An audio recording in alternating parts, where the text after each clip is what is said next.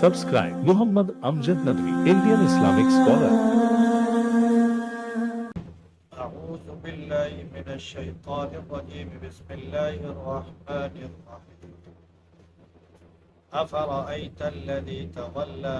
وأعطى قليلا وأكدى عنده علم الغيب فهو يرى أم لم ينبأ بما في صحف موسى وإبراهيم الذي وفى ألا تزر وازرة وزر أخرى أفرأيت الذي تولى کہ آپ نے دیکھا اس کو جس نے رخ پھیر لیا، تھوڑا سا دیا پھر روک لیا۔ کیا اس کے پاس غیب کا علم آ گیا کہ اس کی وجہ سے وہ دیکھتا؟ کیا اس کو موسیٰ اور ابراہیم کے صحیفے میں جو کچھ تھا نہیں بتایا گیا، جنہوں نے اپنا پورا وعدہ پورا کیا کہ کوئی بھی شخص کسی دوسرے کا بوجھ نہیں اٹھائے گا۔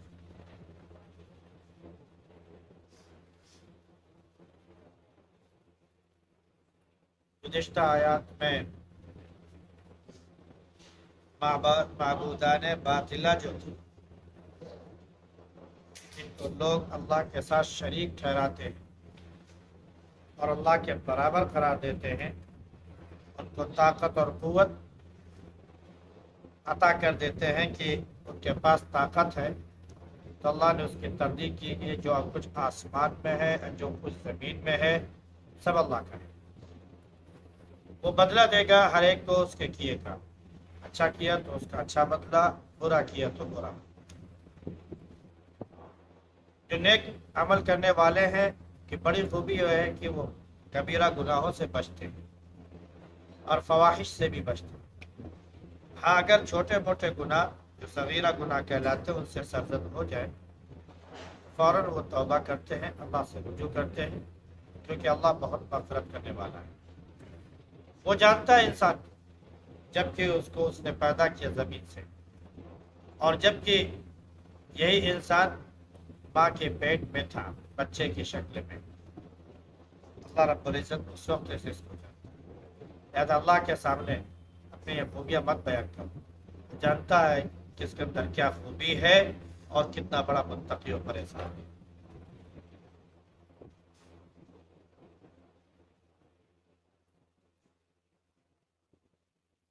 آگے کئی باتوں کا ذکر ہے۔ ایک تو یہ کہ بعض کافروں نے ایمان قبول کیا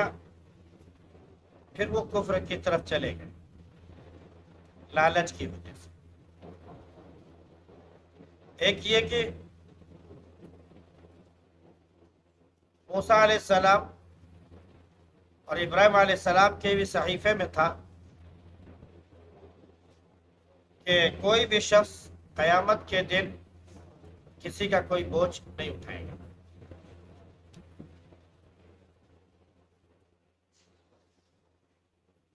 جن کافروں نے اسلام کے قریب آنے کی کوشش کی اور آئے یا اسلام قبول کر لیا، دونوں طرح کا واقعہ اس میں ملتا ہے۔ خاص طور سے ولید بن مغیرہ کے بارے میں یہ واقعہ ملتا ہے کہ جب اس نے نبی کریم صلی اللہ علیہ وسلم کی بات سنی، آپ کی دعوت اس نے سنی اور اس نے جنت اور دوزخ کا ذکر سنا، تو اللہ کے عذاب سے اس کو ڈر لگا۔ تو بعض روایت سے یہ معلوم ہوتا ہے کہ اس نے اسلام قبول کر لیا، لیکن جب اس کے کافر دوستوں نے اسے عار دلائی کہ تجھے شرم نہیں آتی، تو نے باپ دادا کا دین چھوڑ دیا اور تو نے غیر کا دین اور اس کا مذہب اختیار کر لیا، تو اس وقت اس نے کہا کہ مجھے اللہ کے عذاب سے ڈر لگتا ہے۔ تو بعض کافروں نے کہا کہ تو اپنے باپ دادا کے دین میں داخل ہو جا، اور جہاں تک عذاب کی بات ہے، ایک تو یہ کہ عذاب ہوگا نہیں کیونکہ ہم لوگ حق پر قائم ہیں، اور دوسری ہے کہ مان لو اگر محمد کے کہنے کے مطابق صلی اللہ علیہ وسلم آخرت میں تم کو عذاب ہوگا بھی تو تم ہم کو کچھ معاوضہ دے دو یہاں دنیا میں، اور آخرت میں ہم تمہارا عذاب اپنے سر لے لیں گے، تم کو عذاب سے بچا لیں گے، عذاب نہیں ہونے دیں گے۔ تو اس کے دل میں ایک بات پیدا ہوئی کہ چلو پیسہ دے کر بھی اگر ہم عذاب سے بچ جائے اور چھٹی مل جائے، میرا عذاب دوسرا بھی لے لے گا تو اس میں کوئی برائی نہیں ہے۔ چنانچہ اس نے اس وعدہ کرنے والے شخص سے کہا ٹھیک ہے، تم اتنا پیسہ ہم سے لے لو اور ہمیں آخرت میں اگر عذاب ہو تو پھر بچا لینا۔ ٹھیک ہے، ہم بچا لیں۔ تو اس نے کچھ پیسہ دیا، کچھ اس میں سے معاوضے کے طور پر دیا، پھر اس کے بعد انکار کر دیا اور چھوڑ دیا کہ ہم نہیں دے پائیں گے۔ اس کی طرف ہی اشارہ کیا گیا کہ تھوڑا سا دیا اور اس کو روک لیا۔ بس قول کے مطابق یہ قریب تھا کہ اسلام قبول کر لیں، اور جہنم کے عذاب سے اس کو ڈر محسوس ہوا۔ ابھی اسلام میں داخل نہیں ہوا، اسلام میں داخل ہونے والا ہی تھا کہ لوگوں نے ہار دلائی، فوراً یہ پیچھے ہٹ گیا۔ تب اس کا مفہوم یہ ہوگا کہ یہ اللہ کے نبی صلی اللہ علیہ وسلم کی دعوت کی وجہ سے جب اس کے اندر آخرت کا اور آخرت کے عذاب کا ڈر پیدا ہوا تو قریب تھا کہ یہ اسلام میں داخل ہو جائے، لیکن جب اس کے کافر ساتھیوں نے آر دلائی تو فوراً یہ پیچھے ہٹ گیا۔ قریب آیا اور پھر پیچھے ہٹ گیا۔ بس ایسے قول ملتے ہیں۔ بعض اور بھی دوسرے لوگوں کے بارے میں اس طرح کا واقعہ ملتا ہے کہ انہوں نے اسلام قبول کیا، کافروں نے کہا کہ تم اپنے باپ دادا کا دین پھر سے اختیار کر لو تو تم کو اتنا معاوضہ دیا جائے گا، اور آج بھی ہمارے یہاں یہ باقاعدہ چل رہا ہے۔ کہ اس وقت 1400 سال پہلے جو ہیلے، جو سازشیں اور اسلام کے خلاف جو ان لوگوں نے مکر کیا اور طریقے اختیار کیے، بالکل ہو بہو وہی طریقہ آج بھی اختیار کیا، آج بھی اختیار کیا کہ اگر کوئی مسلمان مذہب اسلام چھوڑ کر گھر واپس آ جائے، یعنی ہندو دھرم اختیار کر لے، تو اس کو ایک مکان دیا جائے گا، اس کو 1 لاکھ 2 لاکھ روپئے دیے جائیں گے، اس کے ہندو سماج میں شادی کرا دی جائے گی، اس کو یہ چیزیں دی جائیں گی، اور ہر اعتبار سے سہولیات کے ساتھ ساتھ اس کو تحفظ بھی دیا جائے گا، یعنی اس کو مسلمان نقصان نہیں پہنچا سکتے۔ اور جب یہ غلاظت میں کود پڑتا ہے تو پھر نہ خدا ملتا ہے اور نہ مثال سنگ، نہ وہ ادھر کا ہوتا ہے اور نہ ادھر کا ہوتا ہے۔ تھوڑا بہت جو لالچ دیا تھا اس میں سے تھوڑا سا لالی پاپ چٹا دیتے ہیں، اس کے بعد کہتے ہیں اب تم ہمارے دھرم میں آ گئے ہو، اب ہم کو اس کی کوئی پرواہ نہیں۔ اسی طرح مسلم لڑکیوں کو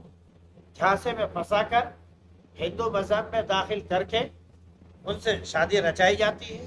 اور پھر مہینے بھر بعد، 1.5 مہینے بعد، 2 مہینے بعد پھر ان کو جو ہے تڑپتا ہوا چھوڑ دیا جاتا ہے کہ تم ہمارے دھرم کی تو تھی ہی نہیں، ایسے میں ہمارے گھر میں کہاں رہ سکتی ہو، جاؤ ہم تم سے دور ہوتے ہیں۔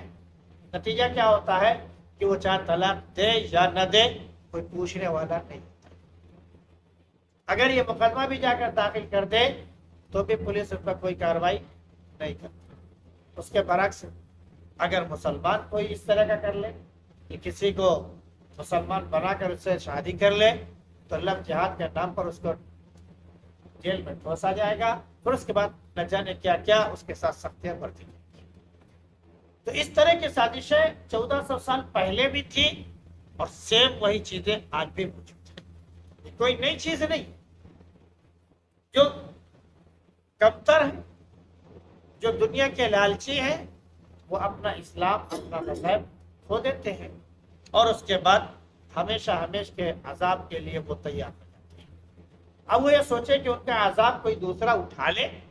اس کا بوجھ کوئی دوسرا لے لے، تو اس کا بوجھ کوئی دوسرا لینے والا نہیں۔ یہ اصول کہ کوئی کسی کا بوجھ نہیں اٹھائے گا، یہ اصول صرف اس قرآن میں نہیں ہے کہ قرآن میں کئی جگہ پر کہا گیا کہ وَلَا تَزِرُ وَازِرَةٌ وِزْرَ أُخْرَىٰ، یہاں پر بھی کہا گیا، 22ویں پارے میں بھی ایک جگہ کہا گیا ہے، اس کے علاوہ اور بھی کئی جگہوں پر کہا گیا ہے کہ کوئی بھی شخص کسی دوسرے کا بوجھ نہیں اٹھائے گا۔ حضرت عمر رضی اللہ عنہ کا واقعہ ہے،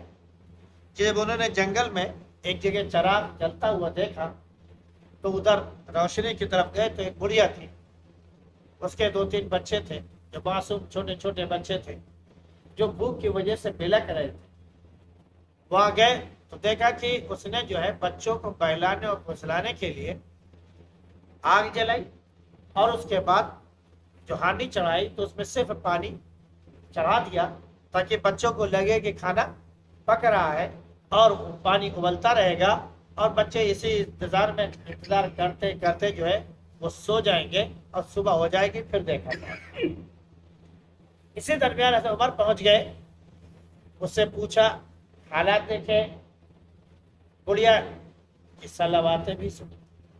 اس نے خوب سخت سست کہا، ایسے امیر المومنین سے کیا فائدہ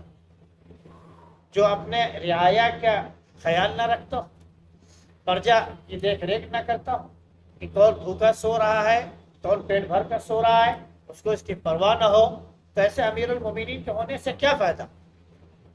ہم تو آخرت میں اس کی گردن پکڑیں گے، اس کا گریبان پکڑیں گے، اس کا دامن پکڑیں گے اور پھر اللہ کے یہاں پوچھیں گے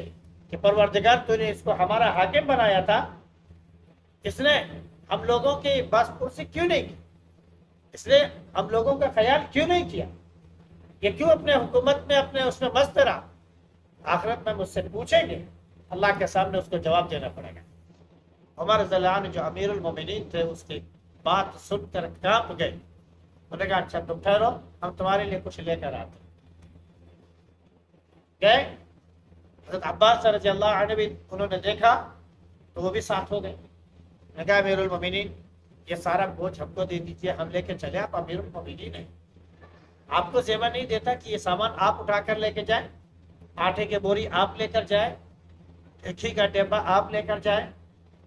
چاول دال یا جو کچھ بھی وہ آپ لے کر جائیں، یہ ساری چیزیں جو آپ اپنے اوپر اپنے کانٹے پر اٹھا کر لے کے جائیں امیر المومنین ہو کر، یہ اچھا نہیں لگتا، آپ یہ بوجھ ہم کو دے دیجیے، ہم لے کر آپ کے ساتھ چلتے ہیں۔ تو عمر رضی اللہ عنہ نے وہ جو جملے وہاں پر سنے تھے کہ آخرت میں عمر کا دامن میں پکڑوں گی، جو کیسا امیر المومنین ہے جس نے رعایا کی دیکھ ریکھ نہیں کی، اس کا خیال نہیں رکھا۔ تو حضرت عباس رضی اللہ عنہ سے کہتے ہیں یہ پہلے بتاؤ کیا آخرت میں تم ہمارا بوجھ اٹھا سکتے ہو؟ آخرت میں تم ہمارا بوجھ اٹھا سکتے ہو؟ آخرت میں تو کوئی کسی کا نہیں اٹھا پائے گا، کافر رہنے تو یہ بوجھ ہمیں کو اٹھانے دو، پھر یہ بوجھ ہمیں کو اٹھانے دو۔ جب تم ہمارا بوجھ آخرت میں نہیں اٹھا سکتے ہو تو ہم کو آخرت میں بوجھ کے تلے دبنا نہیں ہے، یہ بوجھ بہتر ہے آخرت کے بوجھ کے اٹھانے سے، اس لیے ہم ہی اٹھا کر لے کے جائیں گے۔ پھر لے کے گئے، خود ہی بنایا، خود ہی پکایا، خود ہی کھلایا اور کھلا کے وہاں سے آئے اور بڑھیا کی باتیں بھی سنتے رہے، سخت سست اس کی جو بھی تھی ساری چیزیں اس کی وہ سنتے رہے۔ اس کے بعد بڑے پیار سے کہا کہ کل آنا، امیر المومنین کے دربار میں تمہاری سفارش کر دی جائے گی اور تم کو وہاں سے سب کچھ مل جائے گا، کل فلاں وقت آنا، ٹھیک ہے۔ جب وہ دوسرے دن وقت پر امیر المومنین کے دربار میں آتی ہے، کیا دیکھتی ہے کہ جس نے رات میں ہم کو لا کے کھلایا، جس کو ہم نے سخت سست سنایا، جس کو ہم نے یہ کہا، امیر المومنین کے عہدے پر وہی بیٹھا ہوا ہے۔ وہ کانپنے لگی کہ آج تو ہم کو سزا اب ملے گی۔ امیر المومنین نے اس کو دلاسا دیا، تسلی دی، ڈرنے کی ضرورت ہے، آج سے تمہارا وظیفہ متعین کر دیا جاتا ہے بیت المال سے، لہذا تمہارا بیت المال سے وظیفہ متعین ہو گیا ہے، اب تم ہر مہینے آؤ اور اپنا سامان لے کر چلے جاؤ، جب بھی تمہارا سامان ختم ہوگا ایک مقدار تمہاری بتا دی جاتی ہے، اپنا خط جب تک چلے لو، اس کے بعد تمہارا ختم ہو گیا آؤ اور پھر لے کر جاؤ۔ یہ وظیفہ والا سلسلہ حضرت عمر رضی اللہ عنہ نے اپنے دور میں بڑا اچھا نظام بنایا، بہت عمدہ نظام بنایا، بلکہ یہاں تک کہ آج کل جو پینشن کا سلسلہ چل رہا ہے نا، اگر کہا جائے کہ یہ عمر بن خطاب رضی اللہ عنہ کی دین ہے تو یہ کوئی مذاکرہ نہیں ہے۔ اس دور میں جو مجاہدین جہاد میں جایا کرتے تھے اور جہاد کرتے کرتے جب وہ بوڑھے ہو جایا کرتے تھے، اب ان کے اندر طاقت نہیں ہوتی تھی کہ وہ جہاد کر سکیں، یا یہ کہ اب وہ اپنے پاؤں پر کھڑے ہو سکے اور خود وہ اپنے ہاتھ پاؤں مار کر کمائی کر سکے، تو عمر رضی اللہ عنہ نے ان کا وظیفہ متعین کیا کہ جو لوگوں نے اپنی پوری عمر جو ہے جہاد میں گزار دی ہے، ایک مجاہد کی حیثیت سے، ایک فوجی کی حیثیت سے انہوں نے اپنا وقت اللہ کی راہ میں صرف کر دیا ہے، اور اب وہ کمزور ہو گئے ہیں اور وہ نہیں جا سکتے ہیں اور وہ نہیں کما سکتے ہیں، تو اس کا مطلب یہ نہیں کہ اب ان کو بے یار و مددگار چھوڑ دیا جائے گا، بیت المال سے ان کا وظیفہ متعین کیا جاتا ہے، ہر مہینے ان کو اتنا مال دے دیا جائے گا تاکہ ان کا گزر بسر آسانی سے ہو سکے۔ اسی طرح جو لوگ میدان جہاد میں شہید ہو جایا کرتے تھے، اب ان کے آل اولاد کی دیکھ ریکھ کرنے والا کوئی نہیں، ان کو پالنے پوسنے والا کوئی نہیں، تو عمر رضی اللہ عنہ نے یہ وظیفہ متعین کیا کہ ان کے گھر والوں کی دیکھ ریکھ کی جائے گی اور پورا انتظام کیا جائے گا، لہذا ان کے کھانے پینے کا پورے ہر چیز کا بندوبست حکومت کی طرف سے کیا جاتا تھا۔ یہ ساری چیزیں حضرت عمر بن خطاب رضی اللہ عنہ نے اپنے دور میں جاری کی تھی، جو بعد تک چلتی چلی وغیرہ۔ کہنے کا مطلب یہ ہے کہ یہ بوجھ اٹھانے والا جو مسئلہ ہے، یہ صرف اسی شریعت کا اصول نہیں ہے، بلکہ حضرت ابراہیم علیہ السلام پر، جو کہ اللہ کے بڑے وفادار اور فرما بردار تھے، جو وعدہ کیا گیا، جن جن آزمائشوں میں ان کو ڈالا گیا، ساری آزمائشوں میں یہ کھڑے اترے، پورے اترے، اور جو بھی اللہ رب العزت نے ان کو حکم دیا اس کو انہوں نے مکمل طور پر بلا کسی تردد کے، بلا کسی شک و شبہ کے کر دیا، ذرا بھی اس میں چونچا چرا نہیں کیا، اس میں حیل و حجت نہیں کی، اللہ کا حکم آیا فوراً کر دیا۔ بالکل تاریخ گواہ ہے، ایک چھوٹے سے معصوم بچے کو بے آب ہو گیا زمین میں، جو چٹیل میدان، صرف ایک پہاڑ جو ہے پتھروں کا پہاڑ ہو، کوئی چیز وہاں پر اگتی نہ ہو، کوئی پیڑ وہاں پر نظر نہ آتا ہو، ایسی جگہ پر جہاں کوئی آبادی نہ ہو، پانی نہ ہو، کسی چیز کا کوئی نہ ہو، کوئی اپنی بیوی بچے کو چھوڑ کر چلا جا سکتا ہے؟ جا سکتا ہے؟ نہیں جا سکتا۔ انہوں نے چھوڑا، اللہ کا حکم۔ جب بیٹا بڑا ہوتا ہے، اللہ کا حکم ہوتا ہے کہ اپنے محبوب چیز قربان کر دو، بیٹے سے کہتے ہیں کہ انی ارا